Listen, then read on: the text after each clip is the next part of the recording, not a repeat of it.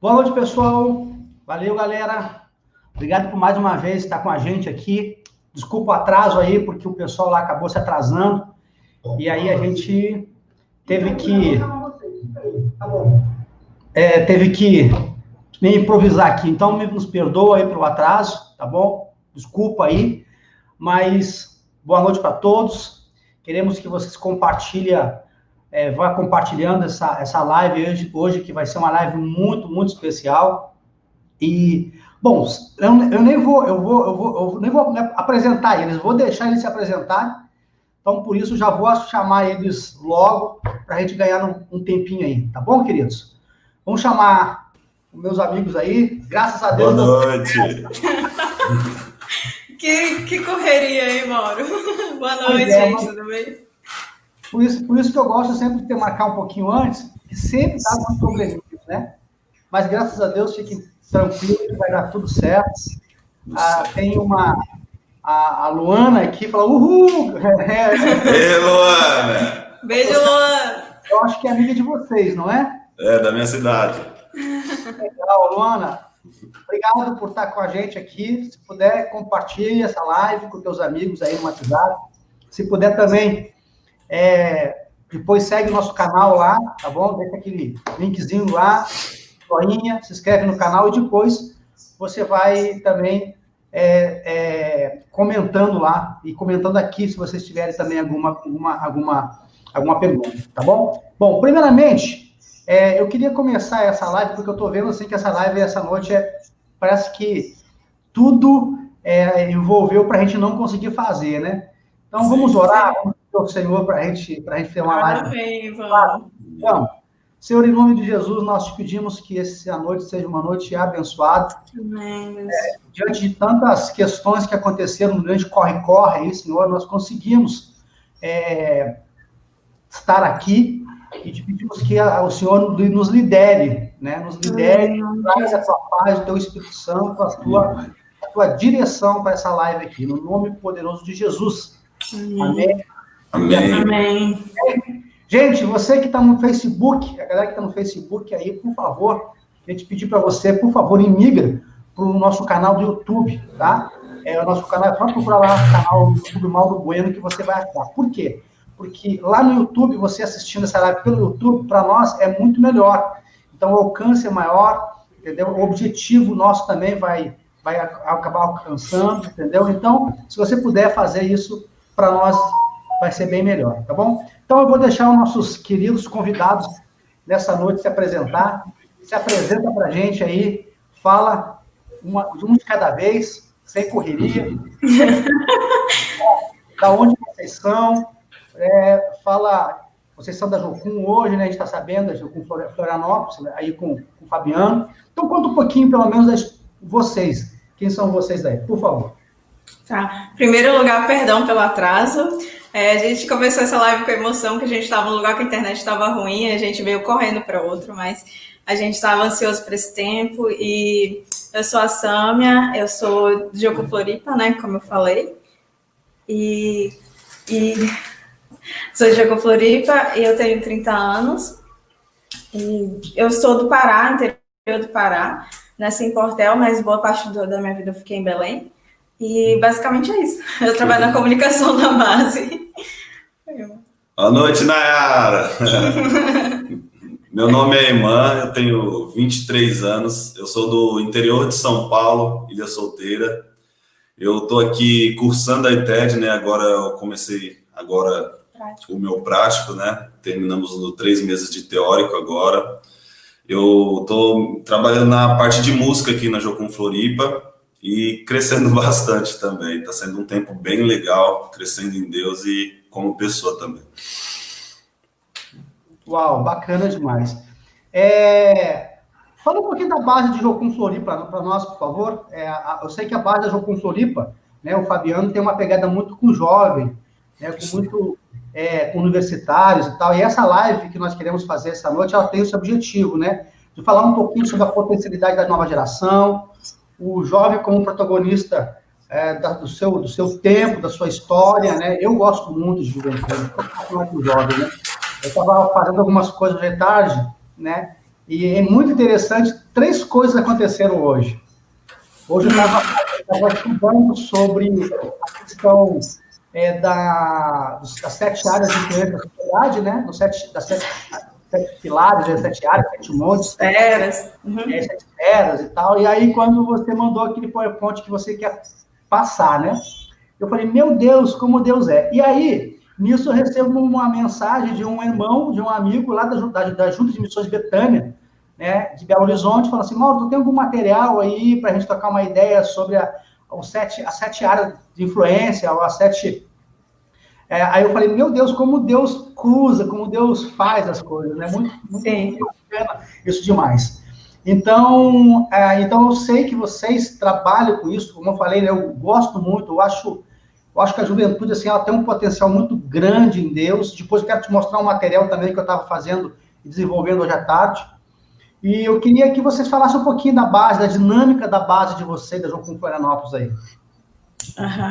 Então, a base é muito isso que você falou, a gente acredita muito no potencial, no poder das áreas de influência que nós podemos fazer, que nós podemos redimir essas áreas da sociedade. A gente trabalha, na verdade, com 8 áreas, porque a gente separou a de mídia, a gente separou artes, então acaba sendo 8 áreas de influência. Se você quiser colocar o slide que eu te mandei aí. Peraí que eu vou botar agora. Calma aí. E tudo que a gente faz, todos os nossos trabalhos, os cursos, a gente busca focar nessas áreas, a gente dá oportunidades para que a gente possa desenvolver o nosso dom e se identificar com as áreas e entender a nossa responsabilidade na sociedade. Não como, por exemplo, uma profissão que nos dê somente dinheiro, mas entender que nós temos dons e que esses dons, eles foram dados por Deus intencionalmente para que a gente possa exercer aquele dom, para que a gente possa redimir a área de influências como cristãos, usando os valores cristãos, os princípios cristãos e trazendo isso, exercendo o nosso melhor. Então, a gente busca dar oportunidades na base com os cursos e também desenvolvendo trabalhos, dinâmicas. Por exemplo, eu faço parte da comunicação. Então, quando eu cheguei na base, a oportunidade que eu tive foi desenvolver esse meu dom, que é atuar na área da comunicação, para colocar em prática aquilo que Deus me deu, e assim a gente vai desenvolvendo, vai aprimorando, vai entendendo mais de Deus e aprofundando nisso. E a gente acredita que todos os jovens podem fazer isso, que um curso de faculdade não é só para que você tenha uma estabilidade financeira, mas que é para você também redimir e trazer o reino de Deus para a sociedade, fazendo seu papel. Né? Entendi. Você consegue ver aí, né? Como? Tá conseguindo ver aí o PowerPoint, né? Sim. Sim, estamos vendo. Se você quiser mandar eu passar, eu passo aqui, tá bom?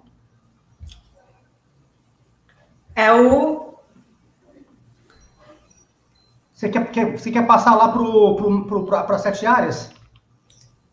Não, pode ser depois, então. Então, conduz aí o que você quer fazer, então. O irmão pode falar um pouco sobre a base? Para nós, sim. A base trabalha em cima do que a igreja por muito tempo foi omissa, né? Agora a gente está trazendo isso, como a Samia falou, trazendo essa cultura, né? De não mais deixar na mão de outros, né? A igreja se posicionar, nós como os jovens, como os cristãos, a gente tinha muito essa visão de secular e algo cristão, algo santo, e a gente não separa mais algo santo, algo secular, a gente junta os dois e une para fazer um meio em Cristo, né, para chegar em um propósito em Cristo. Porque a Samia falou, a gente é muito incentivado a ter um curso, a usar os nossos dons naturais que Deus nos deu para o reino, para redimir essas áreas, né, a área da política, a área de artes, e isso é uma pegada muito legal que a nossa base tem, que é focada mesmo nas 7 áreas, descobrir, você chegar, qual que é a sua vocação, chegar, todo mundo que chega, você, qual que é a sua, eu já descobri que a minha é artes, então a Samia já tem uma outra, qual que é, para a gente trabalhar em cima desse jovem, para ele crescer nessa área dele, para ser voltado para essa área, o que você pode ser usado para a gente redimir essa área, né, trazer para Cristo, né, centralizar em Cristo essa área. Isso é uma pegada muito legal que a nossa base traz, né? que é o que por muito tempo ficou perdido, né? O único meio que a gente tinha era a igreja, só que o reino de Deus também está no governo, o reino de Deus está nas artes, o reino de Deus está em todas essas esferas. Beleza. Deixa eu fazer um negócio aqui que eu me atrapalhei aqui, mas eu vou passar aqui de uma outra forma aqui, que vai ficar bem melhor. Para aí. Uhum. Deixa eu ver aqui se eu consigo passar de uma outra forma aqui, que aí vai dar para ver direitinho aqui. Mas pode continuar falando aí para a gente aí. Aí que eu vou ver se eu consigo achar aqui esse material. Rapaz, hoje deu tudo. Hoje a coisa não ficou legal, né? Quer dizer, muita coisa errada, né, para nós aqui, né? Hoje está com emoção, hein, Mauro? Fala como é distribuída a base, como é dividida, que você vai saber. É verdade. Uma coisa bem legal que a gente tem na base é que cada ambiente representa uma área de influência também. Então, a sala do escritório, onde eu trabalho, é a sala da comunicação. Tem a sala ao lado, que é a igreja, tem a sala de arte, que tem lá uma exposição de alguns quadros que ele pintou, que outras pessoas da base já fizeram, e está lá exposta. E tem também a sala de governo, a sala de economia, e todas a sala de aula, a sala de educação. Então, a gente tem muito, respira basicamente áreas de influência, para que isso esteja mesmo bem enraizado em nós, bem inculcado, para que a gente entenda que realmente isso faz parte do nosso cotidiano, que isso é importante para nós, e que a gente possa influenciar as pessoas a pensar dessa mesma forma, e não separar, como o Eman falou, não ter como algo secular, mas entender que a nossa responsabilidade é ser a mudança que a gente espera para a sociedade, independente de que área a gente tem o dom. Todas as áreas precisam ser redimidas. Legal. A Jocum aí tem uma pegada muito dessa área, né? De influenciar, de trabalhar com sete áreas da sociedade, né? Eu acho muito, muito bacana demais a Jocum Floripa. O Fabiano é um cara muito para frente, né? Muito visionário. Ele é muito pioneiro, essas são as palavras. Ele é muito pioneiro, eu gosto muito do Fabiano. A esposa dele, Eli, né? Eli, ela fez ETED junto com a minha esposa. É mesmo? Que massa, eu não sabia dessa. São muito amigas elas. Deixa eu ver se eu consigo achar aqui, gente, que eu não estou achando esse material, gente, que vocês mandaram, mas não era achar, achei, eu estou transmitir aqui. Mas Você quer que eu te mande de novo? Aqui, vou vou botar assim, tá? Se eu achar outra forma aqui de fazer. Peraí, vamos ver se eu. Acho que eu não vou. Eu não estou conseguindo. Tá dando um. Não estou conseguindo fazer aqui no programa. É melhor assim. Tem um PowerPoint aqui que você fala muito dessas 7 áreas, né? Sim. Vê se eu acho aqui. É o último que está isso na apresentação. Fala um pouquinho dele para a gente aí. Então, tem as áreas aí, como eu falei, está dividido a igreja, artes e mídias estão separados, geralmente é junto, família, economia, governo, educação e ciências. Então, a gente entende que a gente tem, cada um de nós tem um dom específico. E algum de nós tem todos os dons, e outros têm mais de um dom, e a gente tem que entender em Deus qual é o papel que a gente precisa exercer nessa área, mas estar atento que adorar a Deus, a gente redimir as áreas. Não é só a gente cultuar Ele na igreja, não é só a gente ler a Bíblia, mas a gente realmente ser resposta para a sociedade, buscando nele esse direcionamento, né? E o legal é que, assim, vamos dizer, você chega lá e identifica que o seu é o governo. Então, vamos trabalhar em cima do governo na sua vida. Vamos separar especificamente o governo. Como que você pode ser uma pessoa protagonista, né? Que é o tema da nossa ETED, protagonismo. Como que eu posso ser um protagonista em cima da minha área de comunicação, que é o governo? Então, a gente é trabalhado e levados a pensar, eu sou arte, então eu não preciso... até minha maneira de gesticular com Deus, a minha maneira de adorar a Deus, pode ser pintando um quadro, porque minha maneira de expressar é artística, então você não fica preso a uma maneira, a algo comum, sabe? Mas Cara, eu sei pintar um quadro, é algo que eu estou refletindo na glória de Deus. Ou eu trazer ordem, ou eu limpar uma casa. Então a gente é levado a saber o que nós somos, tipo, ver a nossa vocação, saber mesmo qual é a nossa vocação, para a gente ter um destino, para a gente não andar em círculos, que é uma coisa que acaba com muita gente, que traz, na minha vida mesmo, trouxe muita dificuldade, você andar sem o rumo, mas quando você tem um rumo, você tem uma direção a seguir, fica muito mais fácil essa caminhada que a gente vai seguindo. Sim, eu entendo bem isso aí que você está falando, eu acredito nisso, eu acho que às vezes, em todas as esferas, até dentro da igreja, em todos os lugares, a gente nunca trabalha, não é que a gente nunca trabalha, a gente não foi ensinado, na verdade, a trabalhar com vocação. A gente foi ensinado a trabalhar com necessidade, né? E a igreja, né? Você entra dentro de uma igreja, dentro do ambiente religioso, né? Você vai ter muitas necessidades sempre, todos os ministérios têm. Então, a pessoa, às vezes, até entra dentro de um ministério por necessidade, e não por uma vocação, por aquilo que Deus te chamou por um propósito, né? Eu chamo de propósito. Qual é o propósito, né? A gente não trabalha com a questão de propósito, né? A gente trabalha mais com uma questão mais de uma necessidade, em cima de uma necessidade. E eu queria contar um testemunho para vocês que estão aí nos assistindo e para vocês também aí, né? Aconteceu uma situação bem interessante comigo. Em 2000 a gente saiu da Jocum em 2010, 2011, mas uma coisa assim, não me lembro direito. E aí fomos trabalhar com uma iniciativa que nós criamos aqui no Rio de Janeiro, chamada Visão Urbana. E aí a gente trabalha e tem trabalhado, né, com comunidade, com evangelismo urbano, com um monte de coisa. Tem até o Alexandre está aqui também, um dos nossos, trabalha com a gente.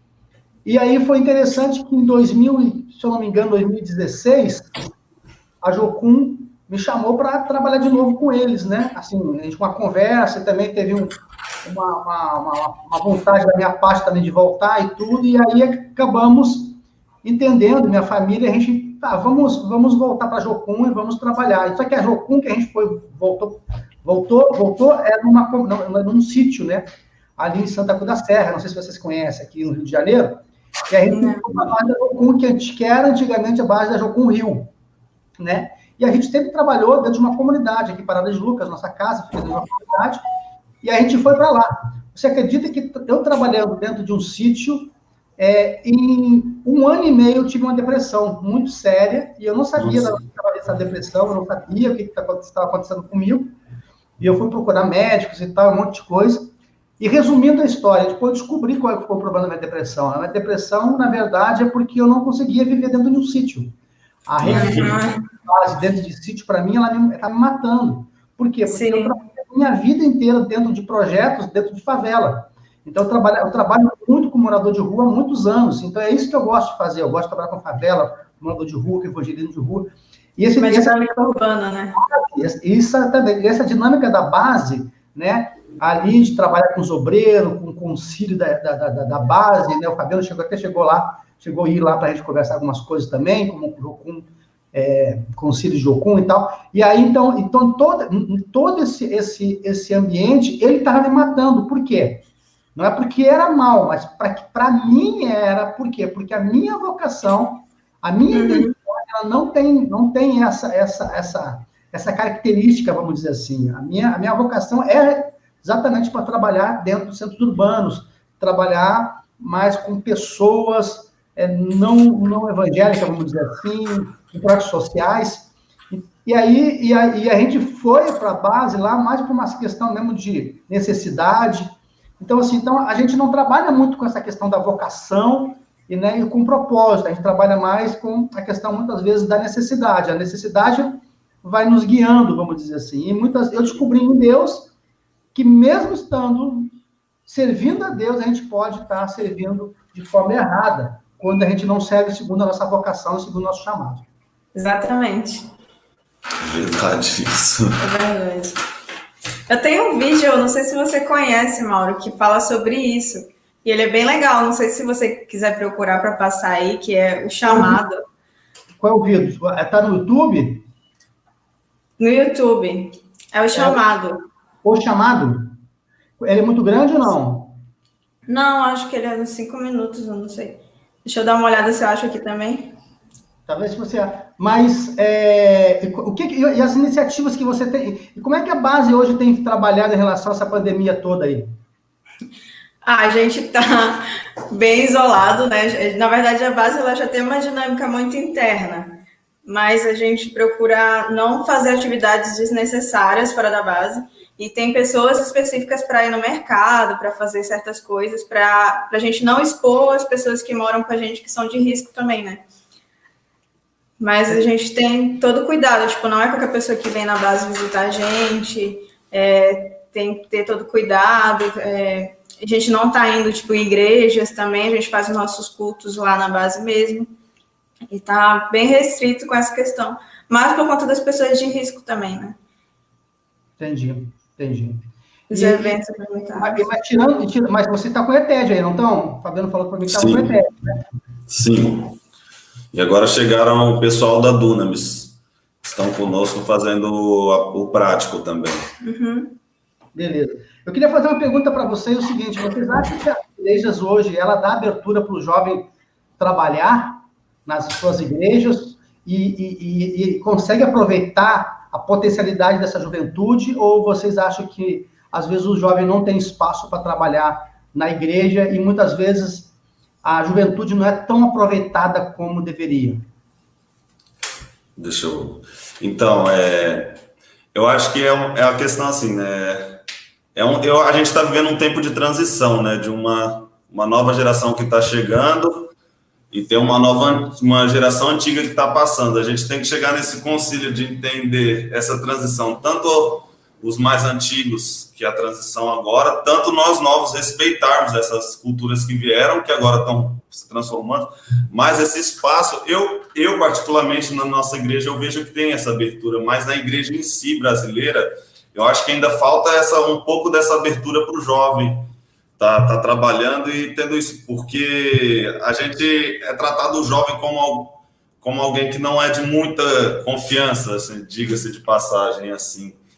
Mas Deus fala que os jovens vos escolhi porque vocês são fortes, mas também da nossa parte como jovens, usar essa força em Cristo, só que entender que a experiência dos nossos anciões, dos mais velhos, é necessária, não ter essa rebeldia, que tem gerado muito choque.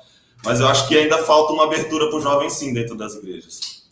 Sim. Eu gosto dessa palavra, né? Eu gosto de uma palavra que tem na Bíblia que fala em Joel, que fala assim, né? No último dia derramarei sobre o meu espírito, né? Uhum.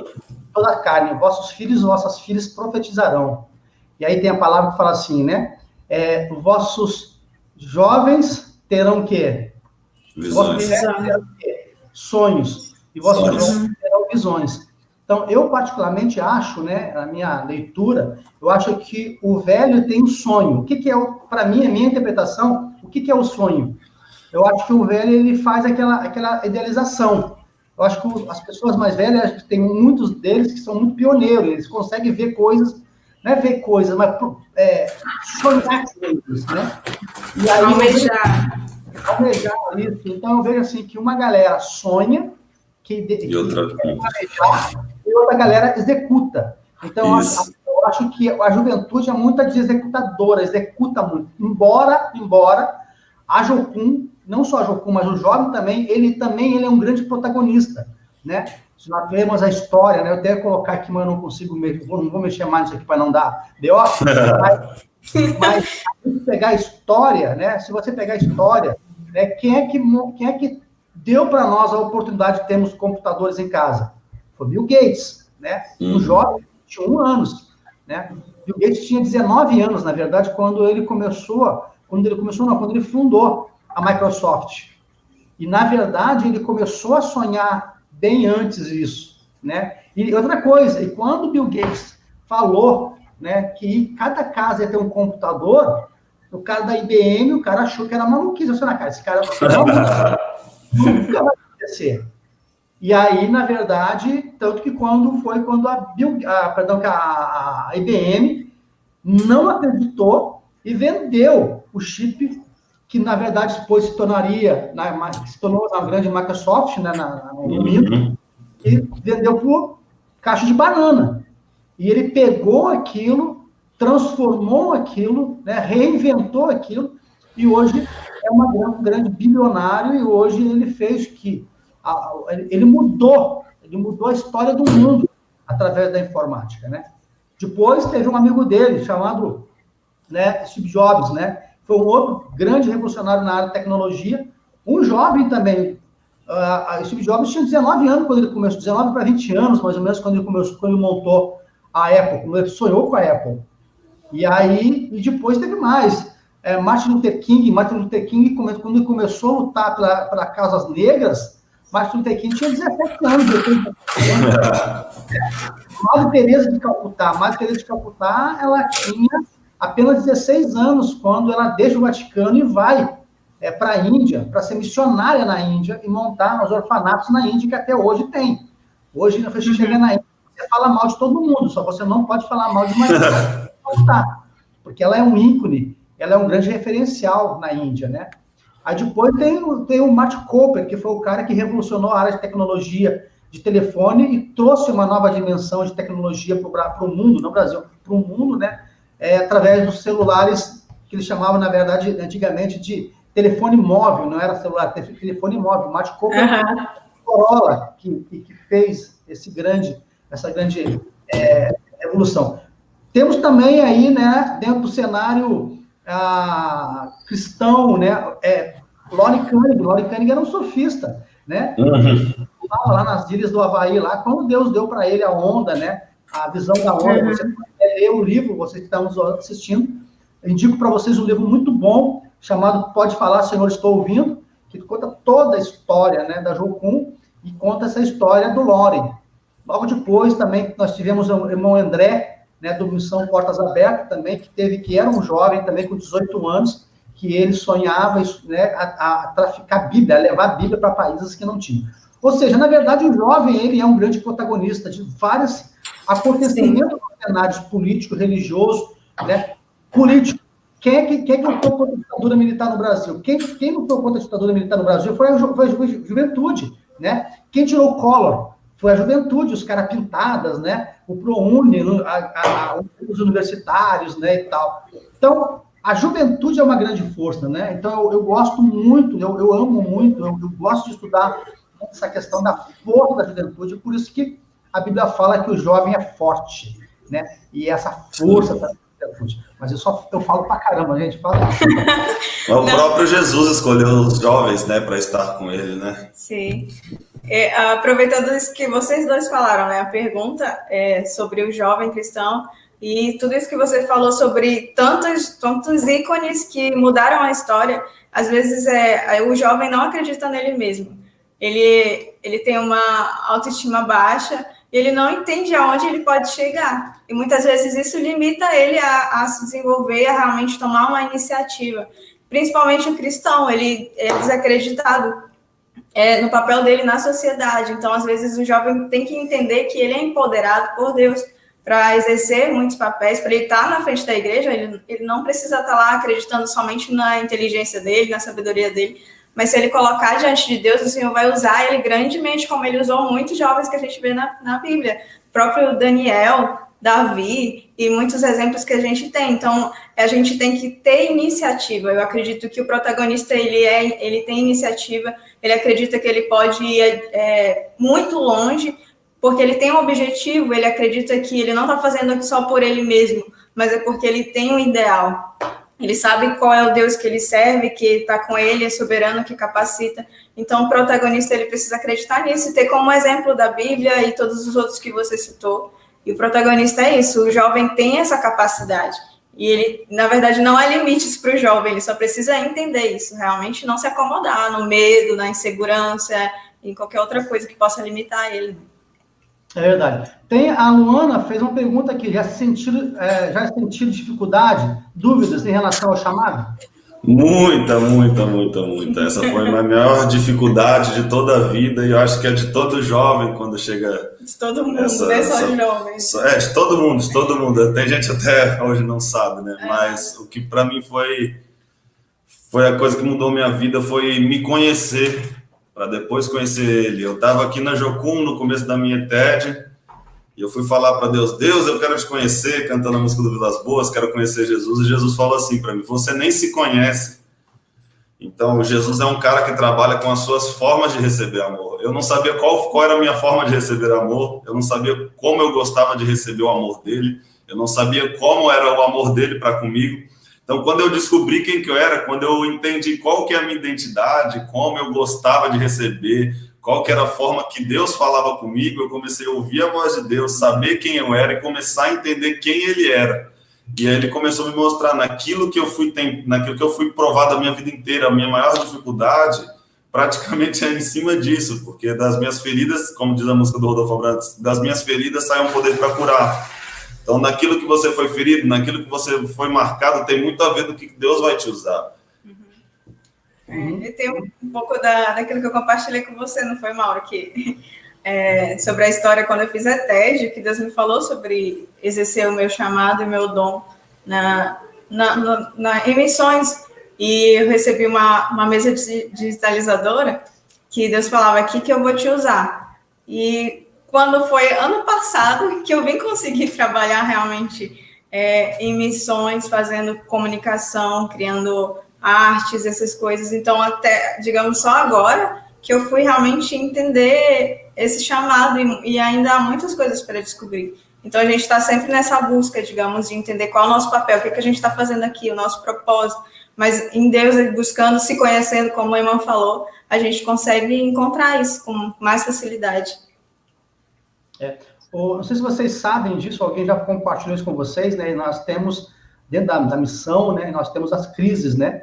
Então, de tempo em tempo, você tem uma crise, né? Então, tem a crise dos 3 anos, quando você fica 3 anos na missão, aí depois desses 3 anos, você entra em crise. Pô, será que eu fiz a coisa certa? Será que vai, né? Será que vai, é isso mesmo que tem que fazer? Aí depois, você tem a crise passa essa crise, depois tem a crise de mais 3 anos, né? Daqui a 3 anos, você tem outra crise, né? Pô, mas, meus amigos, cada 3 anos. Estou falando isso já por experiência.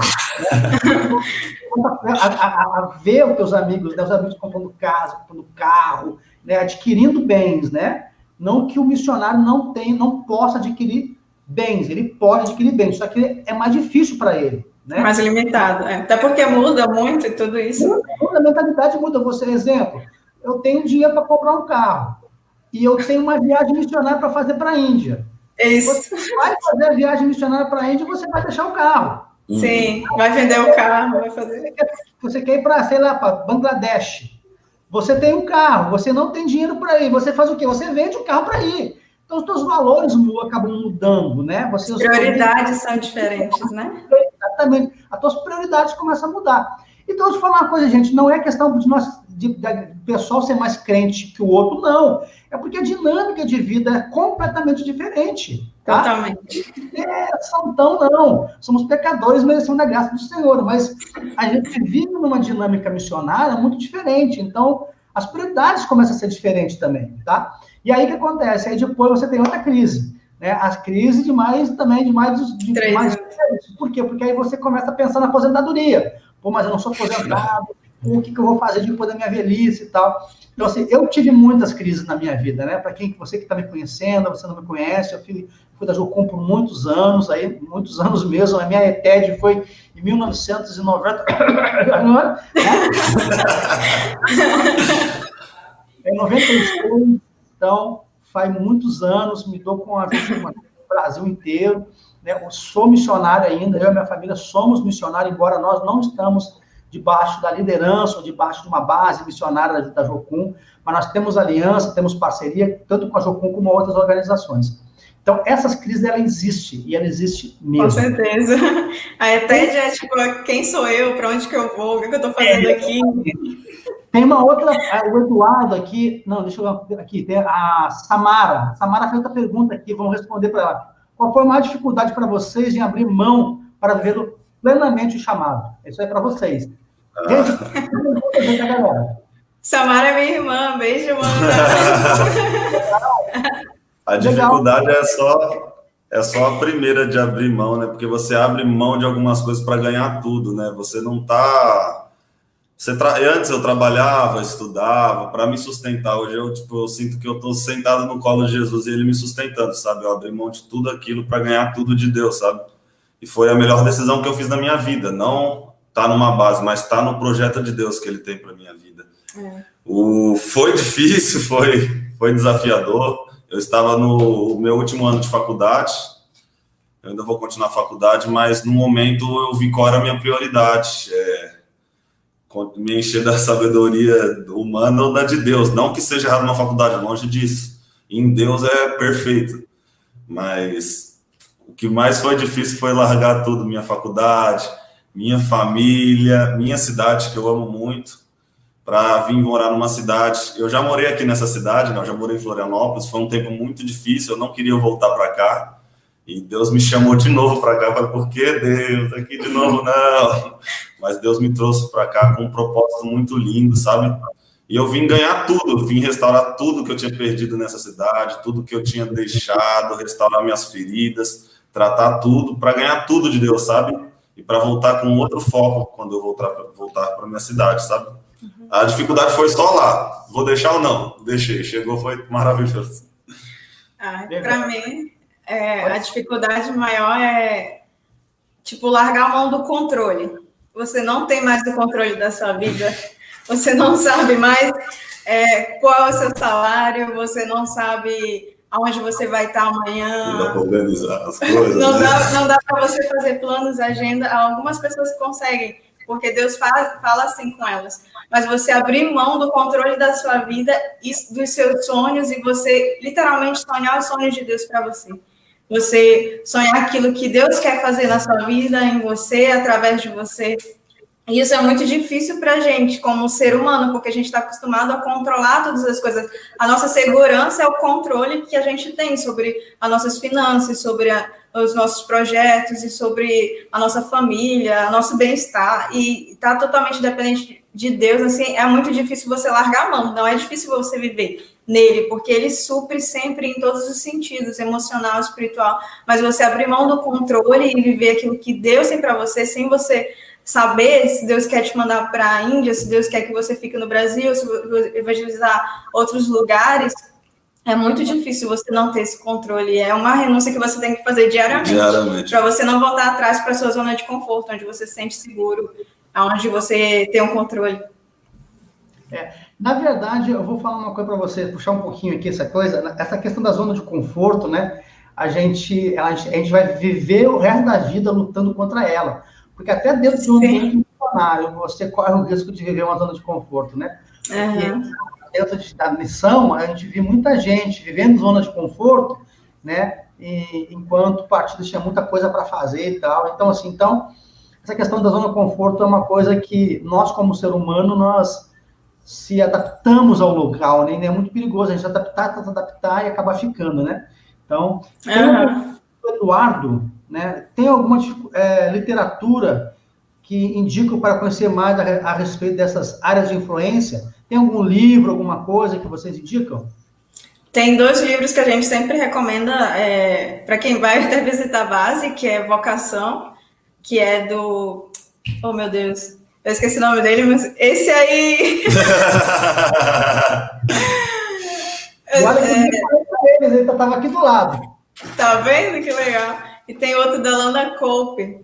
Eu não vou lembrar o nome agora, mas eu posso lembrar. Tá aí também? Tem. Vai. Vontade de ficar mexendo no livro, mas no final...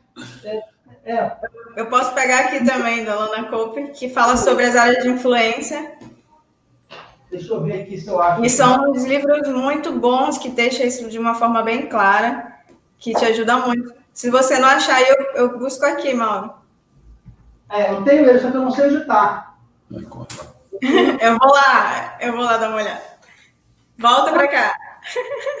Deixa, eu não sei onde está, mas depois você vê. Vou já buscar. Achou? Que tem tanto livro aqui que eu nem sei. Tem mais livro aqui. Não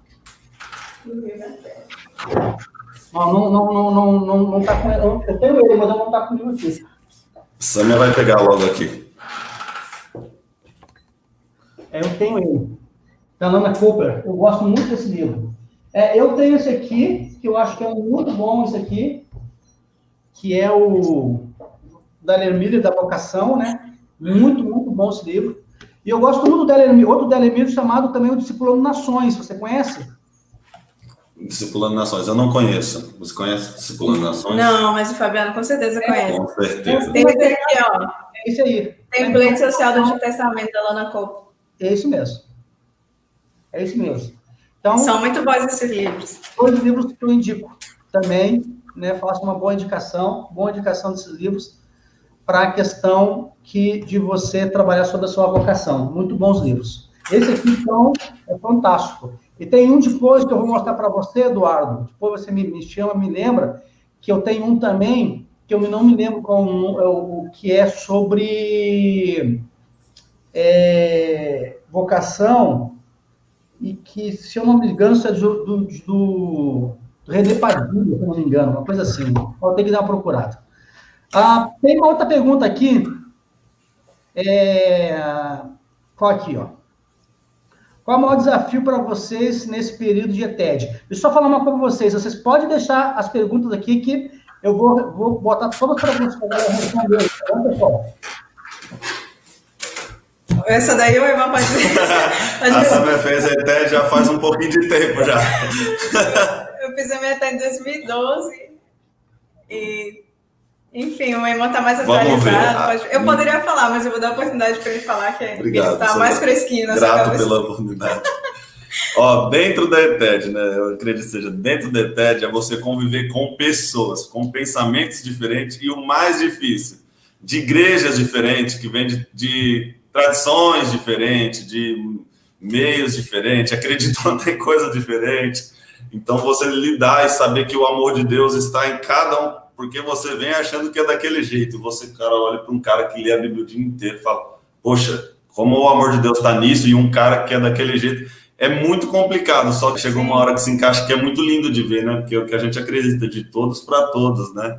Isso, a minha maior dificuldade foi isso, o pensamento diferente de todos, foi até se encaixar e, tipo, agora no finalzinho da nossa ETED se encaixou tudo e foi muito massa.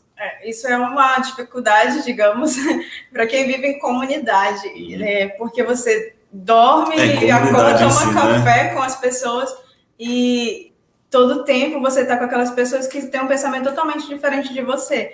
Só que Deus ensina você a amar e a respeitar os limites dos outros, assim. Nessa experiência é bem difícil, porque você é ferro afiando ferro diariamente. Não que seja conflituoso todo tempo, ou discussões, mas é difícil. Na mente mesmo, na mente. Na mente, no coração.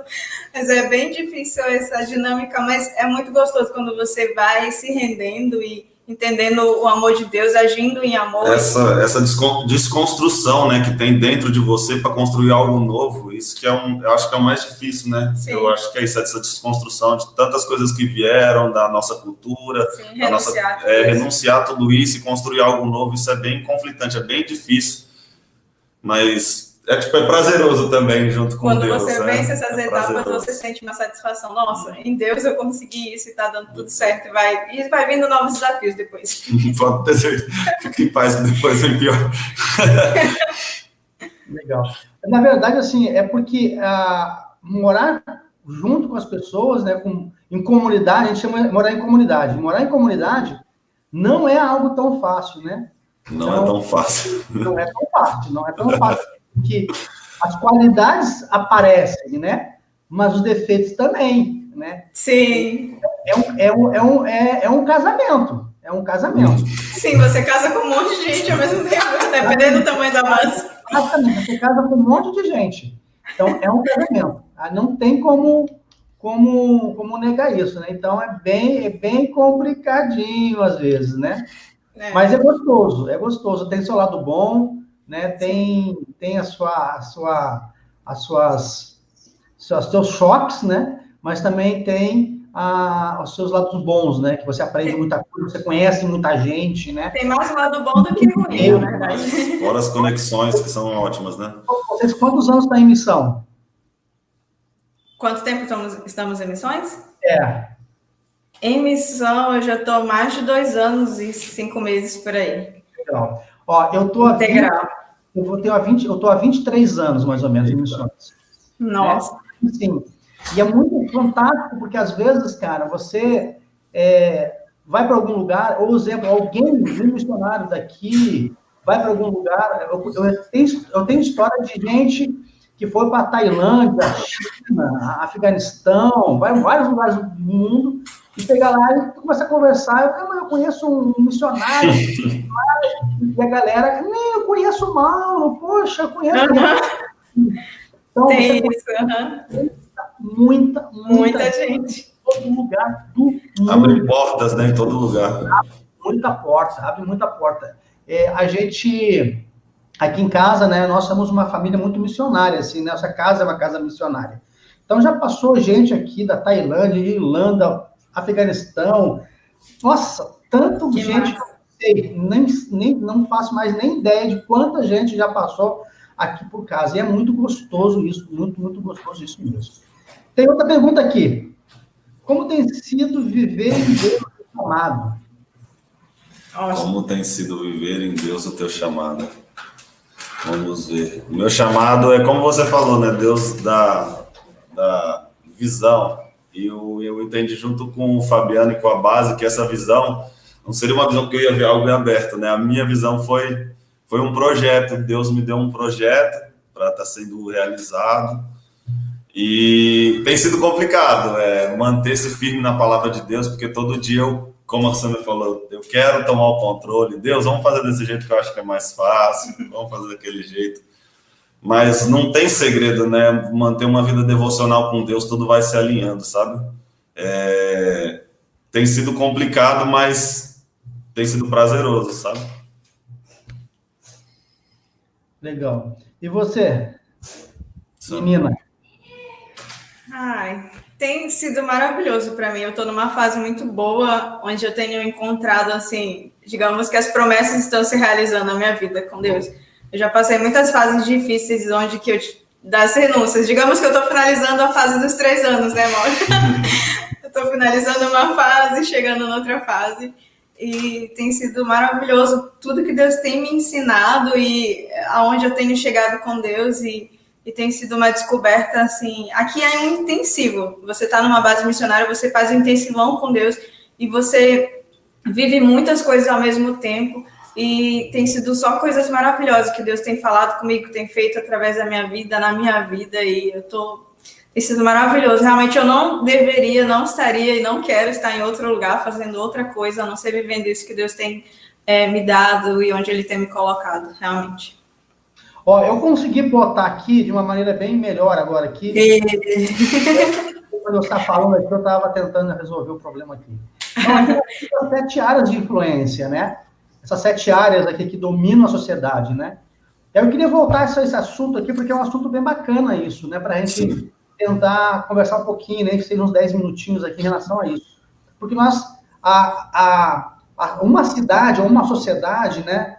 Ela é influenciada, né, por várias áreas, né? E aí dentro dessas áreas tem as 7 áreas que influencia, né, totalmente uma sociedade, né, que é a igreja, a arte, a mídia, a família, a economia, o governo, a educação, a ciência e a tecnologia. Só que aí eu não sei se vocês vão ficar confortável, né? Mas eu só discordaria de uma coisa ali. Porque eu acho que não é a igreja que influencia a sociedade. Eu acho que a religião influencia a sociedade.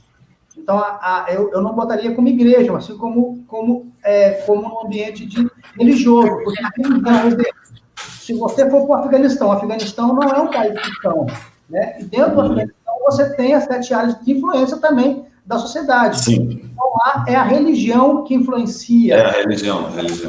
Eu não sei, eu precisa conversar mais e tal, porque isso é uma coisa meio pronta já, né, dos teólogos aí, né, dos pensadores missiológicos e tal.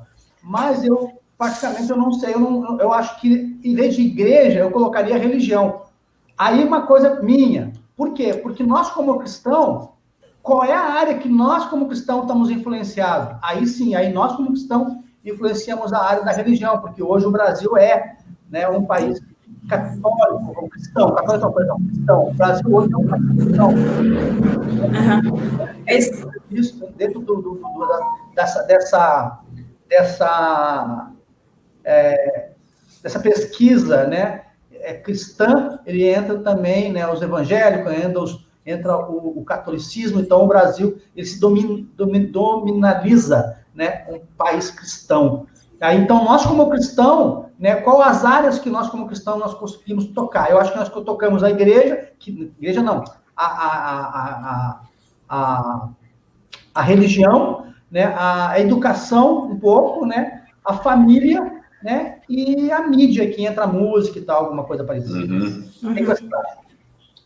Isso que você falou sobre a religião, isso fala nesse livro de vocação.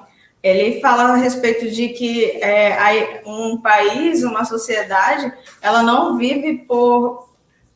As crenças dela, elas são baseadas na religião, naquilo que eles acreditam, nas crenças. Eles não vivem somente, não é a cultura somente que influencia, mas a crença dessa pessoa. Então, eu acredito que aí está a igreja porque, digamos que é uma dinâmica com uma visão cristã. Então, você tem que ser igreja para você influenciar a sociedade. A sua religião tem que ser igreja, ser templo de Deus, né? Talvez seja esse o intuito de estar aí. Mas... Pode falar? Pode falar. Não, por favor. Então, eu acredito que, tipo, a gente influencia não só falando de Deus, estando literalmente em cada área, a gente fazendo com excelência, usando os nossos princípios cristãos, os nossos valores, nós estamos comunicando a Deus, nós estamos redimindo aquela área, nós estamos adorando a Deus. Teve essa crise agora que está tendo no Chile, por exemplo, e a gente esteve orando na base sobre isso. E um dos pontos que a gente comentou é que o Chile, a igreja lá, ela é muito omissa. Ela não tem cristãos na sociedade, na política, em quase nenhuma área, e por isso ela meio que é desequilibrada por conta disso, porque os cristãos, eles só acreditam que, basicamente, o papel deles é ir para a igreja, e não entendem o seu papel de influência, a palavra que você usou, que nós somos influência. E qual é a influência que a gente quer exercer? Usando os nossos dons, o nosso temor a Deus, principalmente, sendo honestos e fazendo as coisas com um bom intuito para que aquela área seja redimida, aquela área influencie e tenha bons resultados e desenvolva a nossa sociedade de uma forma saudável, sabe? Entendi. Eu estava fazendo alguns estudos e pensando em relação a essas áreas de influência. Né? Essas áreas de influência são áreas que nós, como cristãos, precisamos redimir elas para Deus, né? Isso. Nós precisamos, né, buscar em Deus uma forma de redimir, de trazer, não de ganhar, mas de redimir mesmo, né? Mas como ela não está redimida em Cristo Jesus, né? Ela não são áreas que, de alguma forma, ela expressa Deus, né, vamos dizer assim. Ela como é que eu vou explicar? Ela está quebrado o propósito dela não consegue exercer o propósito dela porque ela precisa ser redimida. E aí, eu estava conversando com a minha esposa hoje, né, falando sobre que algumas áreas, alguns lugares, né, também tem as suas áreas de influência. Exemplo, uma favela do Rio de Janeiro. Uma favela do Rio de Janeiro tem suas áreas de influência. O tópico hoje no Rio de Janeiro, ele influencia o jovem, de alguma forma. Então, o jovem quer ser bandido, a menina quer ser mulher do traficante, né? Então, esses lugares também têm as suas áreas de influência, né? E aí, esses lugares têm essas influências porque as 7 áreas não estão redimidas, porque as 7 áreas não estão de acordo com o propósito eterno de Cristo. Deu para entender? Sim. Muito legal isso. Uma coisa que é interessante aqui, que eu nunca vi, a gente teve aula de educação financeira, sabe? Sim. É uma coisa que deveria ser comum dentro do meio evangélico, né? Do meio cristão.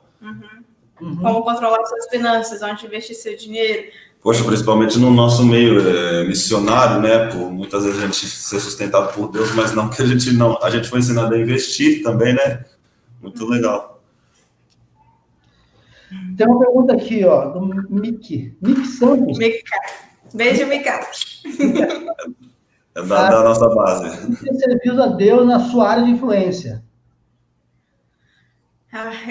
Eu me sinto realizada, assim, porque imagina você fazer algo que você gosta, fazer algo que você tem facilidade de fazer, servindo o reino de Deus. um lugar que eu cheguei em Deus que eu não imaginei que eu poderia fazer. Porque, digamos, a minha área de influência é comunicação, mas mais essa questão do design gráfico. E financeiramente, digamos, na nossa sociedade, se você não for realmente um excelente design, você não consegue ganhar muito dinheiro, você não consegue se manter de uma forma estável, dependendo do seu trabalho, do lugar que você exerce. Mas na missão, eu sinto uma realização que não se compara a isso. Fazendo aquilo que eu gosto, exercendo o dom que Deus me deu e servindo, eu nunca imaginei que eu conseguiria ser missionária sendo design, fazendo as artes para as escolas, para a base, trazendo essa identidade espiritual, essa identidade física para o digital. E, tipo, eu vejo muito Deus me orientando em tudo que eu faço.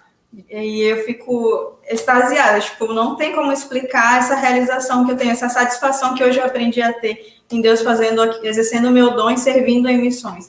E essa satisfação que a gente quer, tipo, comunicar hoje, é isso que a gente tem quando a gente busca Deus, você servindo na sua área, você fazendo aquilo que Deus te deu, o seu dom, você consegue redimir, e foi para isso que Deus te criou, foi para isso que Ele deu esse dom, e não, é inexplicável, é uma satisfação inigualável você servir com o seu dom.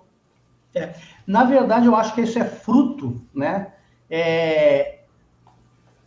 dessa quebra que nós tivemos lá no Éden, porque a gente, na verdade, hoje a gente não vive no propósito, a gente não vive segundo a nossa vocação, a gente vive, o mundo, na verdade, ele vive para a gente ganhar dinheiro, né? Então, capitalista, totalmente. As pessoas não vão para a faculdade orando, Deus, fala para mim qual é a minha vocação, que eu quero fazer uma faculdade segundo a minha vocação. A gente vai para a faculdade segundo o mercado de trabalho, né? Então, se o mercado de trabalho é ser advogado, então eu vou ser advogado. Se o mercado de trabalho é petróleo e gás, então eu vou trabalhar com petróleo e gás. Então, por isso que eu falo que muitas vezes você vai no hospital e você encontra pedreiro, você encontra marceneiro te servindo, você encontra músico, você só não encontra, às vezes, o quê? É médico sendo médico, né? Por quê? Porque o cara, na verdade, ele foi para lá sem se apaixonar, sem amar o que ele faz, ele foi para lá para ganhar dinheiro, né? E é um diferencial muito grande quando você encontra uma pessoa que faz por amor. Quando você encontra um médico e você chega lá e o cara olha no teu olho e fala assim, cara, fala um pouquinho para mim o que você tem, conversa contigo e olha e te trata como ser humano. Você está falando para todo mundo que você encontrou o melhor médico do mundo. Por quê? Porque, na verdade, ali ele está exercendo realmente o que ele ama, o que ele realmente ama fazer, que é a medicina, né? E aí, dentro disso, também eu levo um pouquinho para o mundo, um pouquinho para a nossa vida cristã, porque eu vejo hoje que todo mundo quer ser pastor, né? E aí você tem levita que é pastor, você tem missionário que é pastor, você tem um monte de coisa que é pastor.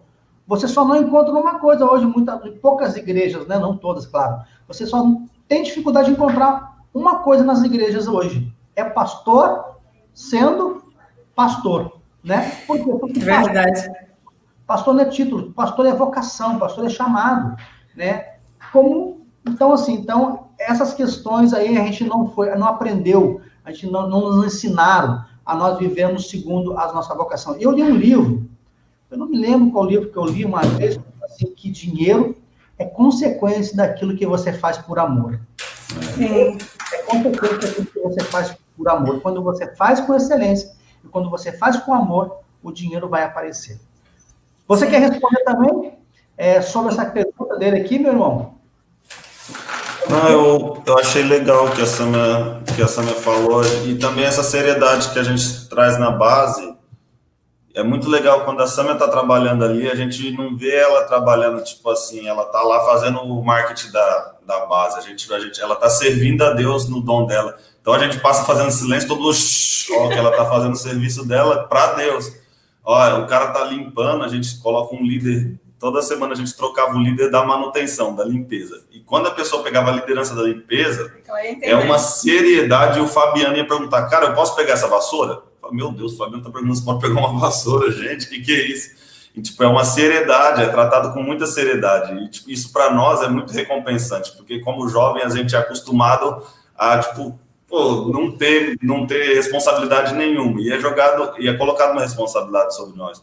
Então a gente trata o que a gente faz muito sério. Tipo, eu tô limpando para Deus mesmo. O que a Sâmia tá fazendo, eu tô fazendo para Deus. Tipo, é muito prazeroso a gente fazer, porque a gente sente essa seriedade das pessoas estarem respeitando, sabendo que é para Deus, e nós mesmos nos respeitando os outros, sabendo que o que nós estamos fazendo é para Deus. Então, toda vez que eu pego meu violão lá, vou cantar, ou eu pego o que eu vou fazer, cuidar do violão, ou limpar a casa, eu faço com muita seriedade, porque naquele lugar a gente é tratado com seriedade, sabe?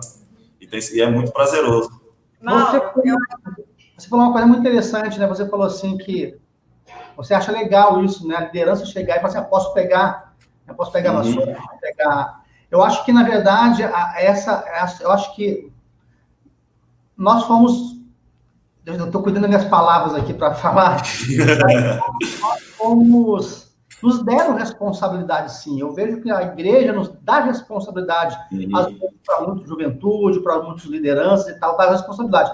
Só que, às vezes, ela também não respeita essa responsabilidade. Então, por exemplo, um líder de base chegar e falar assim, posso pegar uma vassoura? Né? Você delegou uma responsabilidade para ele liderar aquele ambiente. Sim. Mas, ao mesmo tempo, como eu deleguei aquela responsabilidade para aquele ambiente, eu também, como líder, preciso respeitar essa liderança agora, porque eu deleguei. Não é só porque eu sou o líder de tudo, eu posso chegar e pegar esse copo. Tá bom, vou pegar esse copo, tchau para você. Então, eu acho que, às vezes, as igrejas, elas, sem querer, elas delegam a liderança, mas não respeita essa delegação, não respeita essa autoridade que foi dada, né? Então, ela mesmo quebra esse princípio de autoridade, não respeitando a autoridade que ela deu, né?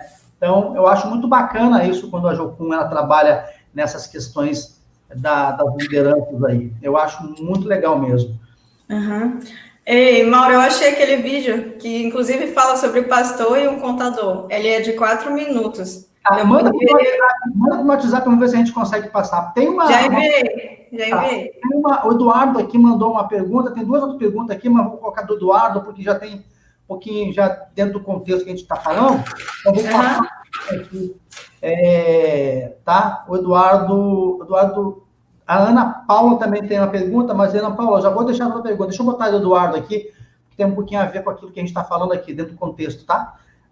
Que estratégia a igreja deve usar para influenciar essas áreas? Fala aí, vocês. Depois eu quero dar uma pitadinha também. Quer começar? Tá. Eu acho legal isso que a gente faz aqui, entender qual é a sua área, né? A igreja como uma família, um lugar onde tem que ser família, onde tem que ser ensinado. Poxa, você tem tudo a ver com essa área, e trabalhar em cima dessa área para a pessoa crescer, né? Poxa, eu sou do governo, o que eu vou fazer? Não que eu não esteja envolvido com artes, mas, pô, vamos trabalhar para esse moço, pô, estar em cima do governo, distribuir, sabe? Não fazer, não seja uma coisa só, não se concentrado, mas bem dividido e espalhar, porque aí fica mais fácil, né? Eu acredito que é muito falar sobre esse assunto, falar por workshops, seminários, até mesmo nas pregações, testemunhos, e envolver a igreja nessa visão, que eles possam abrir a sua mente e entender a adoração a Deus com relação às áreas da sociedade, trazer essa responsabilidade para os membros da igreja, entender, você no seu trabalho, como que você está pregando o evangelho, se você só simplesmente fala de Deus, mas qual é o exemplo que você está sendo lá, de que forma você está exercendo a sua profissão, você está fazendo com excelência, quais são reforçar a questão dos princípios, realmente trazer esse assunto à tona assim, com todas as oportunidades, assim como a gente faz na base, todas as oportunidades que a gente tem, a gente respira isso, a igreja deve respirar e não separar o secular do espiritual, mas entender que é uma coisa só, que você exercer as coisas com valores e você está expressando o reino de Deus. E realmente trazer isso à tona. Teve uma ilustração legal que o Fabiano passou para a gente, foi a gente é igreja na igreja, igreja fora da igreja, igreja na igreja, e toda vez que a gente vai é um elástico, né? Vai e volta. E a gente vai colocando mais gente nesse elástico. Vai, igreja na igreja, igreja fora da igreja. E cada vez que esse elástico vai puxando mais gente, influenciando outras áreas, né? Não só a igreja dentro da igreja, mas a igreja fora da igreja, que traz a igreja de fora para dentro da igreja, formando esse corpo. Eu vou dar a minha opinião aqui em relação a isso. Eu acho que a igreja ela precisa também, de uma certa forma, amadurecer um pouco também para poder trabalhar com essas 7 áreas de influência da sociedade. Por quê? Porque, na verdade, hoje, essas 7 áreas, né, tem algumas áreas que nós tocamos bem, né? Por exemplo, a família, né? Nós, como cristãos, nós influenciamos nossos filhos muitas vezes não entram num ambiente de drogadição ou de tráfico, de coisa parecida, porque nós trouxemos ele para um ambiente cristão e assim nós discipulamos ele e ele é um cidadão de bem, né?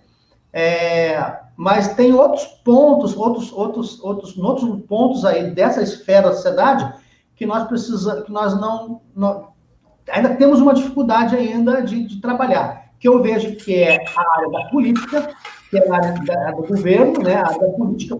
E aí, só uma coisa interessante, tá? Nós estamos falando política, não política partidária, tá? Porque hoje as igrejas trabalham muito com essa questão das políticas partidárias, tá? Que também cabe, mas também a gente precisa também trabalhar com as políticas públicas. Então, eu acho que a igreja hoje ela não está madura suficientemente, não sabe como lidar com essa questão das políticas públicas. Esse é um ponto de vista. E a outra coisa também, nós como cristãos, ainda não sabemos também trabalhar muito bem, é a questão da arte, né? Que é a arte e entretenimento. Porque hoje, vamos supor, existe muita confusão ainda, existe muita coisa ainda em relação a alguns pontos da arte, inclusive a música, né? Como é que um cristão, né? Um cristão, né? Em relação à música, né? Porque aí vem, o cristão pode tocar música não cristã, aí entra toda essa discussão aí que eu não vou entrar agora, porque tanto mas ainda é uma dificuldade muito grande de nós entendermos uma coisa. Se nós entendêssemos uma coisa, eu acho que tudo isso seria bem fácil de a gente lidar, que é quer comemos, quer bebemos, quer façamos qualquer outra coisa que façamos para a glória de Deus. Não existe o sagrado e o profano, que existe apenas o sagrado, que todas as coisas são santas para os santos. Então, a gente dividiu essa dicotomia grega, ela dividiu esse nosso cenário, e nós temos muita dificuldade em trabalhar. É que nem hoje eu estou na igreja, eu sou cristão, amanhã eu estou fora da igreja, eu não preciso ser tão crente assim. Então, a gente quebrou essas questões, então, resgatar isso e restaurar isso e discipular isso é bem complicado. Tem um amigo meu que fez uma pergunta muito interessante aqui, o Tom é um pastor, amigo meu da igreja. Bem animado. Pastor. Conhece ele? Não, ele tá bem animado. Ele é um jovem de 65 anos. Uau! Não tem nada. O Tom. Hoje em dia, os jovens não mergulham tão intenso nas coisas de Deus. Diferente de gerações anteriores. O que vocês acham que isso se deve? Ou por que isso acontece? Hoje a gente vive na era digital, muitas informações e há muitas informações superficiais, né? E não há uma concentração, não tem como manter o foco se você não for ensinado, se você não for questionado para isso. Então, às vezes, é a questão da geração mesmo, é a questão da rapidez, da geração do fast food. Então, acredito que falta, digamos, um foco, uma concentração, falta entender toda essa busca que nós temos como seres humanos por uma satisfação, de satisfazer algo em nós que a gente tenta suprir todo o tempo. A gente vai para as redes sociais, a gente vai para muitos outros meios que tem que tá claro que é Deus, mas depende de muitos fatores para que você entenda isso. Depende da instrução dos seus pais, depende de uma revelação de Deus mesmo. Eu acredito que é a questão da geração e tudo isso que a gente vive, o nosso contexto hoje digital e de muitas informações. Eu acredito que os jovens são intensos, só que não são, como que fala, contínuos, não são permanece. Não permanece, não são perseverantes, são intensos no que fazem, só que tem dificuldade em permanecer. Sempre vai saindo uma nova moda, mas eu acredito muito nessa nossa geração. Eu acho que não seja algo... Tem vários fatores, mas eu acho que tem algo espiritual que impede essa geração, porque Deus tem algo muito grande para fazer na nossa geração. Eu creio que o avivamento está chegando, já começou a chegar e vai chegar na nossa geração com muita força nesses jovens. Eu creio que também veio dessa transição, né? A nossa geração teve muita mudança na área da tecnologia, foi algo muito grande. Eu acho que nunca houve uma coisa tão grande, né? Porque saiu de uma coisa para outra muito diferente. A gente está vivendo nesses últimos, sei lá, coloca aí 50 anos, 40 anos, não sei quantos anos, mas foi uma abundância total, né? Surgiu do nada a internet, surgiu todas essas coisas, e a gente está readaptando, mas eu creio muito nos jovens. A gente viveu na nossa igreja um tempo de um avivamento muito lindo, os jovens se entregando intensamente. Eu creio nessa geração, eu creio que vai acontecer algo lindo nessa geração, mas eu acho que tem um fator espiritual que ainda impede. Eu acho que se a igreja se prostrar e clamar, essa geração vai se derramar para Deus, sabe? Eu acho que tem isso, que eu acho que falta nós nós clamarmos por essa geração, que vai vir algo muito lindo nessa geração. Eu vou falar algo que eu acho também, diante de tudo isso que vocês falaram, que eu concordo também, mas eu acho que tem uma coisa também que hoje nós não temos. Você se lembra eu vou contar um testemunho para vocês, né? Você lembra aquela situação que teve 25 centavos? Que os jovens foram para a rua, dos 25 centavos e tal. Aumento da passagem de ônibus? Isso, foi em 2014, se não me engano. Relembro, foi 2014. E foi interessante que eu sempre falei para minha esposa assim, cara, como eu queria ter vivido na época da ditadura militar. Eu falei para minha esposa que eu queria ter vivido porque eu ia estar preso, morto ou mandar expulso do Brasil, exilhado, né? Porque eu acho que aquela era, antigamente, tinha um ideal de vida, né?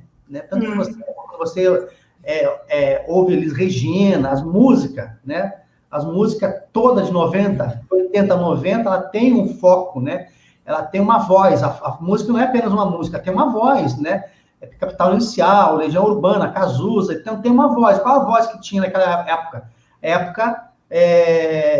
Da expressão, uma expressão de uma juventude, tanto que eu gosto muito daquela música do Traje Rigor, mas quem cantou, na verdade, foi o Herbert Viana, né? No primeiro Rock in Rio, aqui no Rio de Janeiro, que fala assim, né?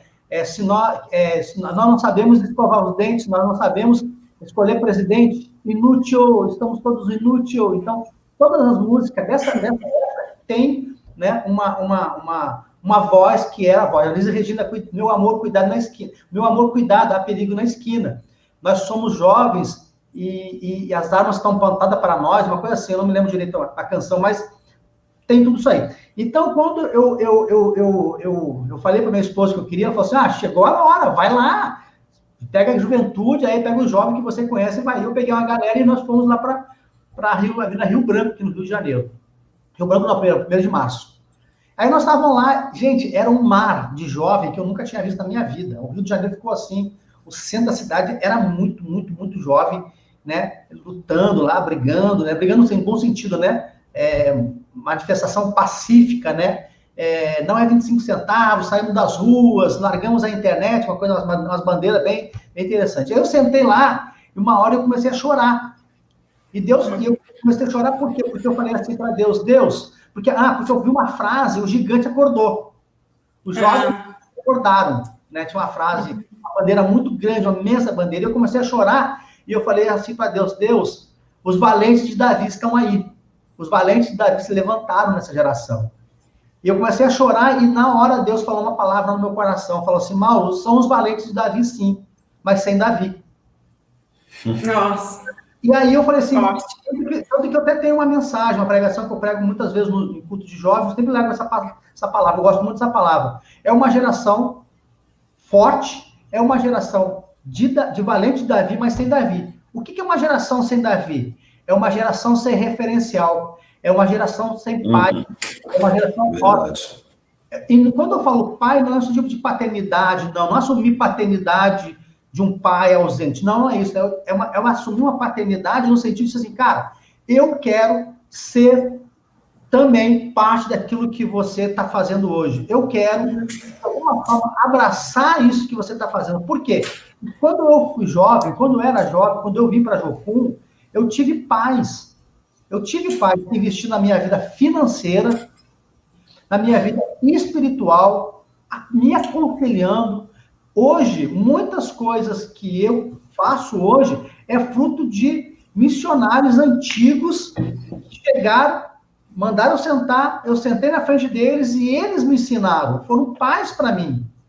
Só que hoje uma geração que não quer essa paternidade. São os mentores, né, Mauro? Não querem. Hoje, até falei uma vez com o Fabiane, hoje nós temos uma geração hoje que não é todos que querem ser abraçados pelos mais velhos. Uma geração que sabe tudo. Então, eu acho que falta isso também. Falta gente que quer investir nessa nova geração, gente que abraça essa nova geração, mas, ao mesmo tempo, jovens que deixam ser abraçados. Deu para entender? Sim, com certeza. Sim. São os mentores, né? Como você falou, falta os mentores e falta essa vulnerabilidade dos jovens. Há muita independência. Eu dou conta, eu posso, eu consigo, e não tem esse reconhecimento. Eu preciso aprender muita coisa também. Eu ainda tenho muita coisa para aprender. Então, realmente, faz todo sentido e foi muito bem colocado. E eu acho que tem um CD da Oficina G3, né? Eu acho muito interessante. Uma vez eu estava conversando com o Manga é um ex-vocalista da Oficina G3, que é um grande amigo meu, e eu falei para ele uma vez que eu acho muito bonita aquela capa. Por quê? Porque ele pegou a capa de uma pessoa nova e pegou a capa e metade no rosto de uma pessoa velha. E se eu não me engano, nada tão novo, nada tão velho, né? E eu falo que aquilo ali é unificar gerações. O que nós precisamos hoje nas nossas igrejas é unificação de gerações. Isso. Né? Eu preciso de vocês. Eu preciso sentar, ouvir a nossa geração, porque tem coisas que eu não consigo mais interpretar. Tem coisas que eu não consigo mais ver. Eu gosto muito daquela passagem, né, trazendo para a gente entender, aquela passagem quando a Bíblia fala que quando Eli não conseguia mais ler, o que ele fez? Ele chamou quem? Samuel. Ele chama Samuel para ler, por quê? Porque a Bíblia fala que os seus olhos não conseguiam mais ver. Ou seja, a primeira coisa que afeta na velhice, né? Claro que você também é uma moça jovem, né? Não é... Não no sentido literal, mas no sentido da coisa, né? Primeira coisa que afeta na velhice é a visão. E é por isso que a Bíblia fala, né, que Deus deu a unção para os jovens terão o quê? Visões, porque os velhos não têm mais visão. Então, por isso que a gente precisa caminhar junto com essa nova geração. Com certeza, compreendendo um ou outro, porque nenhum é perfeito também, né? Então, você compreender a geração, e é isso que você falou, nós precisamos uns dos outros. A gente precisa estar aberto a isso. Legal. Deixa eu ter uma pergunta aqui para a Ana Paula, nós já estamos bem avançado o nosso tempo já, mas como tem gente perguntando, deixa eu botar aqui. A Ana Paula de Jesus Rocha, que deve ser parente de vocês aí, devido à pandemia, como vai ser a prática da... O prático. É a parte prática da minha tese. O prático. No campo missionário, esse é o prático, tá? Acho que até você vai saber falar melhor que eu. Acho que eu sei. Então, a equipe do Dunamis chegou agora, eles vão fazer o prático junto com eles, mas eles estão justamente reunindo para ver como que vai funcionar isso, que não pode ir em qualquer lugar, e estudando essa dinâmica ainda. O Dunamis, eles estão vindo a equipe deles é do Sul, eles foram para o Rio Grande do Sul e vieram agora para Santa Catarina. Chegaram ontem. Isso, eles chegaram ontem. Eles trabalharam no Rio Grande do Sul com igrejas, ativando igrejas, trabalhando com liderança, que foi o que deu para fazer. Alguns trabalhos de evangelismo, mas foram mais trabalhando dentro de igrejas. E aqui eu creio que seja parecido, né, também. Acho que sim. É bem limitado agora por conta da pandemia, que há visita às vezes a orfanatos, a outros lugares, mas infelizmente não está dando para fazer dessa forma, mas não vai deixar de ter, mas com todas as regras e limitações necessárias. Entendi. Tem a Vanessa Gomes, exatamente, Mauro. Precisamos de discípulos que façam discípulos, exatamente. Precisamos de discípulos que façam discípulos. Vamos fazer o seguinte, vamos passar aquele videozinho que você falou, que eu acho que é legal, e aí a gente já vai caminhando para o encerramento aqui, beleza? Então, Ok. deixa eu botar aqui. O vídeo é mais tranquilo aqui, gente. O vídeo eu já tô craque. Só no PowerPoint. Só aprender, tá bom? Então, vamos lá. Silêncio. Prepare essas pipocas. Uma pergunta. Qual é o seu chamado? Cadê a legenda? Tem legenda? Esse aqui não tem legenda, não. Dá para colocar ali nas configurações, eu acho. Deixa, agora... Você está em pé diante do trono de Deus e um cenário como esse acontece. Já procurar aqui. Evangelista Anderson, vem à frente e preste contas da sua vida na terra. Evangelista Anderson, eu não sou evangelista, eu sou um contador, eu tive uma empresa de contabilidade. Evangelista Anderson, onde estão as 347.566 almas Agora. na Ásia? Português, gente. Eu sou um contador, eu só tinha uma empresa de contabilidade, ajudava ministérios, construir. Onde estão as 347.566 almas da Ásia que eu lhe chamei para ganhar para mim?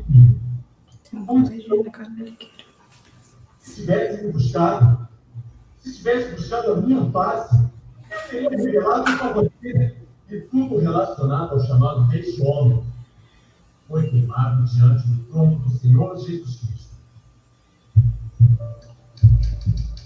Mandei para você um com legenda, caso você queira. Achou? Acho que dá para assistir, dá para ver. Então tá. Eu sou pastor João. Eu fui pastor na igreja por 35 anos e tinha 750 membros. Contador Jones. Eu chamei para trabalhar no mercado de trabalho como contador. Se tivesse feito comigo, você teria impactado significativamente duas pessoas. Você e aqueles dois homens teriam ajudado igrejas com as suas finanças. E aquelas igrejas teriam impactado 751.321 almas.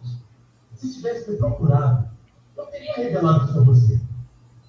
E outra vez, tudo relacionado ao chamado deste homem foi queimado diante do trono do Senhor Jesus Cristo.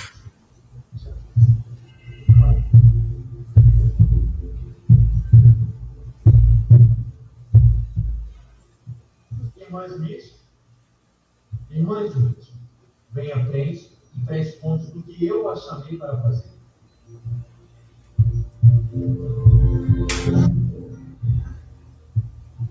Somente criei 3 filhos. E nunca peguei as nações. Nunca fui uma viagem missionária. Somente fiz o melhor que pude para criar os meus filhos, para andarem no seu caminho.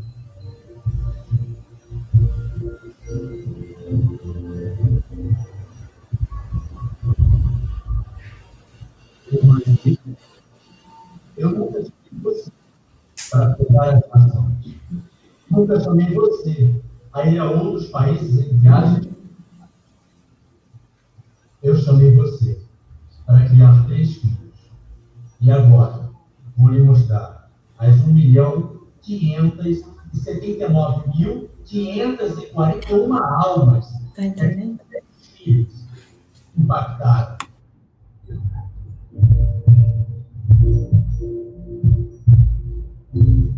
Você buscou a mim e ouviu a minha voz. Você foi obediente ao meu chamado. Muito bem, serva boa e fiel. Venha e participe da alegria do Senhor.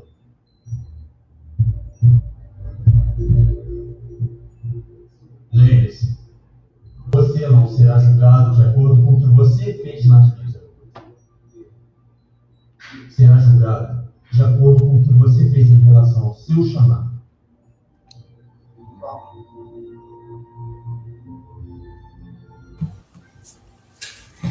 Uau. Né? Muito bom. Muito bom mesmo, muito bom vídeo. Muito bom. Resume bastante o que a gente está conversando aqui. Sim, bastante, bastante mesmo. Meus irmãos, queridos da internet, eu queria...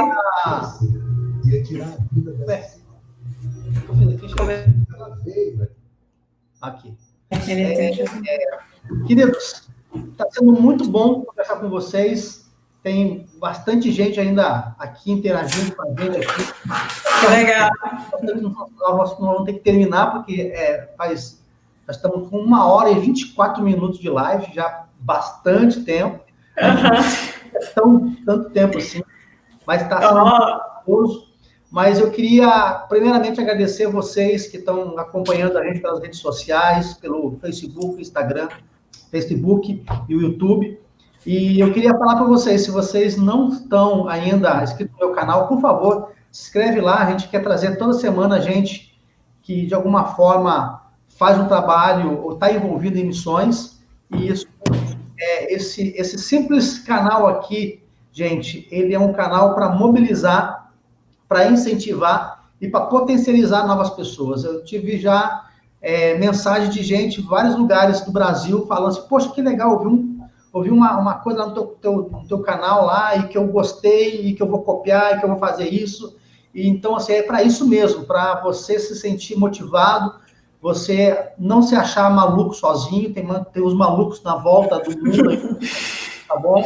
Então, por favor, compartilhe esse vídeo com mais pessoas, com outros irmãos, segue a gente no nosso canal, isso para nós é muito bom, a gente cumpre com aquilo que a gente quer, tá? Então, assim, você que está no Facebook, né, Tom, por favor, vem para o canal do YouTube, compartilha, adiciona lá o sininho lá para receber a notificação, tá bom? E, mais uma vez, meus amados, obrigado mesmo, obrigado pela disposição de coração, obrigado pela correria aí. Nós que agradecemos. O prazer foi nosso. A casa, poder com a internet, porque a gente se atrasou um pouquinho por causa da internet.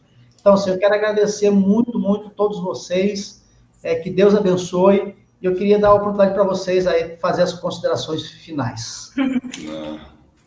Muito obrigada, Mauro. Eu que fico honrada, fiquei super honrada com o seu convite e foi um prazer, essa conversa ficou bem gostosa e você é um influenciador, né? A gente sabe que você está aí nas mídias, está influenciando para o bem, fazendo seu papel, exercendo sua responsabilidade nas áreas de influência e é um prazer fazer parte disso, dessa história que você está construindo e foi um prazer falar sobre esse assunto. Falar sobre a base, sobre o que a gente está fazendo, realmente é um privilégio tudo isso. E também aproveitar para divulgar a ETED. Esse vídeo também vai estar no nosso canal depois do Jocum Floripa, se você quiser acessar lá. E a ETED... Então, massa, a gente vai divulgar lá também. E a ETED vai ser agora em março também, vai começar dia 6 de março. Já está aberta as inscrições lá no site. Então, vamos fazer o seguinte, vamos quebrar um protocolo aqui, então. Eu vou fazer depois, se vocês quiserem editar, a gente pode editar e eu vou pegar também, talvez, editar. Então, vou fazer o seguinte. Me fala para mim, rapidamente, o que é TED, porque talvez você falando assim, não tem um monte de coisa. O que gosta de comer? O que é? TED, a nossa escola de treinamento e discipulado, que é a porta de entrada para a Jocum. Se você quer ser missionário da Jocum, você faz uma escola de 5 meses, você faz em tempo integral, e são 3 meses de teórico e 2 meses de prática. E não precisa você vir para a TED, já vou ser missionário em tempo integral. Você pode fazer TED para que você tenha realmente essa visão de reino. Sobre conflitos de gerações a gente fala na TED, a gente fala sobre a área de influência, e é para você realmente entender todas essas coisas de uma forma bem intensa, e daí você pode voltar para a sua igreja, para a sua cidade, ou seguir em missões, dependendo do seu chamado, para que você entenda qual é o seu propósito em Deus. É uma escola que realmente você diz assim, tá bom, Deus, o que você quer da minha vida? E você entra na ETED com essa fome realmente de entender mais de Deus, e você entrega seu tempo para Deus nesse tempo de escola, e você vai entender realmente muita coisa, principalmente sobre quem você é em Deus, e depois... daí Deus vai dar continuidade sobre missões, sobre uma vida com Deus mesmo. Eu indico para todo mundo, por mim, todos os jovens tinham que passar, cara. Eu fui curado, eu fui mudado, fui renovado aqui. Vamos dizer assim, faz igual aquela mulher do fluxo sanguíneo, que foi aonde ela podia ser curada. Ela foi lá porque ela sabia que lá ela podia ser curada. Então sai, dê um passo, cara. Talvez na sua cidade você se encontre numa zona de conforto, igual eu me encontrava. Eu dei um passo para, cara, onde que você está, Jesus? Onde você quer que eu vá? Onde eu posso ser curado? E fui curado desse sangue, dessa dor que escorria dentro de mim. E fui curado. Não estou falando que ETED é algo santo, sagrado, mas é algo que muito bom para a sua vida. Indico fazer antes de começar uma faculdade. É muito bom você estar fazendo e recebendo esses princípios e saindo dessa rotina. Uhum. Eu te mandei a arte da ETED, divulgação para você. Só se der, você coloca. Manda para mim que eu boto agora. Já mandei. Tá lá naquelas imagens. Mas eu vou mandar de novo. Tá, deixa eu falar uma coisa para vocês. Aquelas imagens, né? Tá certo. Deixa eu falar uma coisa para vocês. Eu fiz ETED, a minha ETED foi em 1997, tá? E eu vou falar uma coisa para vocês. Foi a melhor coisa da minha vida, gente. Então, assim, eu falo para vocês, assim, com toda a certeza do mundo. Foi a melhor época da minha vida. O momento mais fantástico da minha vida foi a época que eu fiz a minha ETED. Então, se você puder, faça a ETED, que você não vai se arrepender. Opa, cadê um... Não quer dizer que vai ser fácil, mas vai ser a melhor época. Porque você vai ter conflitos. Foi fantástica. A minha ETED foi fantástica. Eu amei. Tenho saudade até hoje, né? ETED é uma coisa muito interessante que você faz. Às vezes você está ali, né? É louco talvez por terminar, alguma coisa parecida, mas depois você vai se lembrar muito dela, né? Deixa eu... Não é esse aqui, não? A minha ETED também foi muito gostosa. Eu sinto muita falta. Até hoje eu tenho contato com os meus amigos. Teve 36 alunos da minha turma. Foi muito bom. Tem um site lá, ETED Protagonista. Vai ser 6 de março. Isso, em março de 2021. Beleza, então vamos fazer o seguinte, então. Quando ela chegar mais perto, lá para janeiro, mais ou menos, nós vamos fazer uma outra live. Então, vamos falar sobre a ETED e nós vamos divulgar isso maciçamente. Que massa, valeu, Mauro. A Jocum, na verdade, ela tem vários lugares que você pode fazer ETED, tá? Mas eu, Mauro, recomendo para vocês a Jocum de Florianópolis. Então, faça a sua ETED na Jocum de Floripa, porque é uma Jocum diferenciada. Não que as outras não sejam, não é isso, não, né? Mas é uma ETED que é um lugar que eu conheço. Então, eu indicaria a Jocum Florianópolis para vocês. Nós, aqui em Lucas, né, nós participamos de um envio de um menino aqui da comunidade para fazer ETED na Pitangui. Dia 28 agora é a formatura dele. Então, nós estamos indo lá para a formatura dele. Que legal. Que massa. Então, tem sido muito legal. Então, vamos fazer assim, ó, lá para o janeiro, mais ou menos, nós vamos fazer uma outra live. E aí, nós vamos fazer ela especificamente para a ETED. Vamos botar o tema assim, o que é ETED? Todas as dúvidas. E aí vamos falar só da ETED e aí a gente vai divulgar. Legal. Fechou. Fechou? Fechou, com certeza. Tá bom. Queridos, um grande abraço para vocês, que Deus abençoe vocês, tá? Mais uma vez, galera, muito obrigado, muito obrigado. Vou deixar aqui, ó, meu Instagram, para quem quiser nos seguir, Instagram Mauro Bueno RJ. Tem também meu WhatsApp aqui, se você quiser anotar, tá? 987279675, quiser chamar, né? Conhece um projeto legal que a gente possa também fazer uma entrevista também, indica a gente aí, que a gente quer trazer gente diferente aí, tá bom? Gente... Faltou o Eman dar um tchauzinho também. Muito obrigado, Mauro. Foi de última hora, inesperado o convite, mas foi um prazer. Calma, então, vou deixar você falar. Um grande abraço para você, tá bom? E obrigado mais uma vez. Então, você que está nos visitando aí, se inscreva no nosso canal, se inscreva nele e divulga essa live. Fala, meu irmão.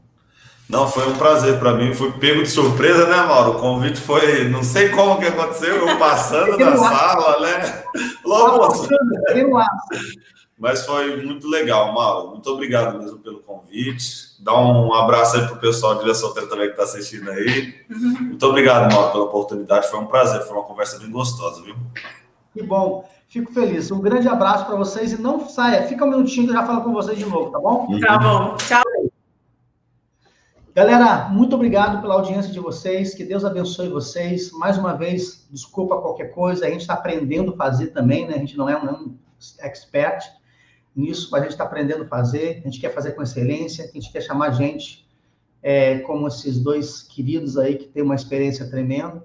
E queremos pedir para você, mais uma vez, se inscreva no nosso canal, divulga nossas redes sociais, divulga isso no nosso, com teus amigos, nos acompanhe no nosso canal do YouTube. Isso também é uma grande ferramenta de divulgação de missões, mobilizando outros jovens, e é isso que nós queremos fazer, tá bom? Que Deus abençoe tremendamente a vida de vocês. Muito obrigado e até terça-feira que vem. Valeu? Valeu, um abraço, tchau, tchau.